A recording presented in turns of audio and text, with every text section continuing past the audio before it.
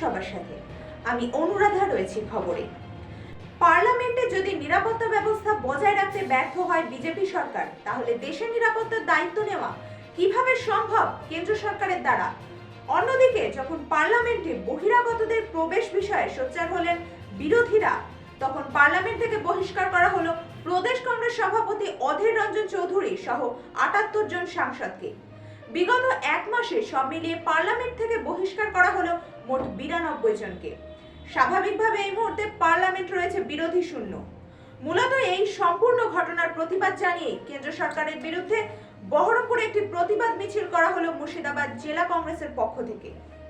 আপনারা জানেন যে ভারতবর্ষের গণতন্ত্রের পীঠস্থান হচ্ছে আমাদের পার্লামেন্ট বা সংসদ।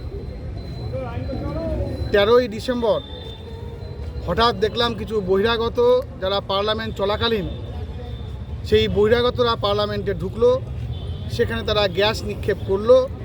তখন পার্লামেন্টে ভরা অধিবেশন চলছে। আমরা আশ্চর্য হয়ে গেলাম, কেন্দ্রীয় সরকারের নিরাপত্তা বেষ্টনী ভেদ করে এই সমস্ত বহিরাগতরা পার্লামেন্টের মধ্যে ঢুকে একটা শোরগোল পাকালো। শুধু ভারতবর্ষ নয়, গোটা বিশ্ব তাকিয়ে তাকিয়ে দেখলো যে কেন্দ্রীয় বিজেপি সরকারের আমলে ভারতবর্ষের নিরাপত্তা কোথায়। যারা পার্লামেন্টের মধ্যে নিরাপত্তা দিতে পারে না, আমরা মনে করি না তারা দেশের পক্ষে কোনো নিরাপত্তা সুনিশ্চিত করতে পারে।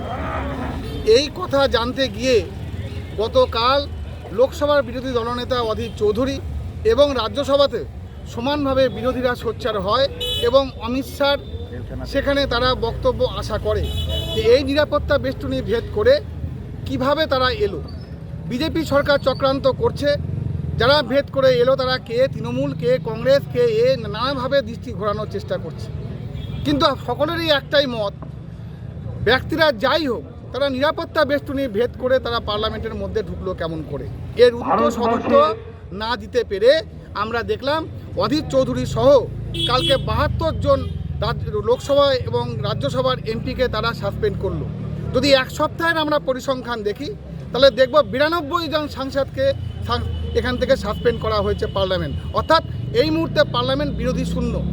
ভারতবর্ষের গণতন্ত্রে যা কোথাও কোনোদিন হয়নি, এমনকি গণতান্ত্রিক দেশ যে সমস্ত বিশ্বে আছে সেখানেও এই বৃহৎ সংখ্যায় কোনো পার্লামেন্টের সাংসদদের এইভাবে সাসপেন্ড করার নজির কোথাও নেই, যা নরেন্দ্র মোদী সরকার করেছে।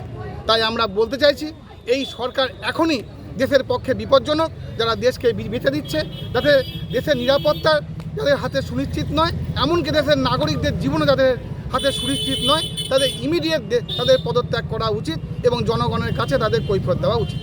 আপনারা এতক্ষণ দেখছিলেন জিটিভি, দ্রুত গতিতে সবার সাথে।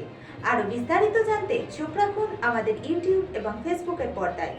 এবং এই ধরনের আরো নতুন নতুন খবরের আপডেট পেতে দেখতে থাকুন আমাদের ডিজিটাল সংবাদপত্র www.gtvlivenews.com।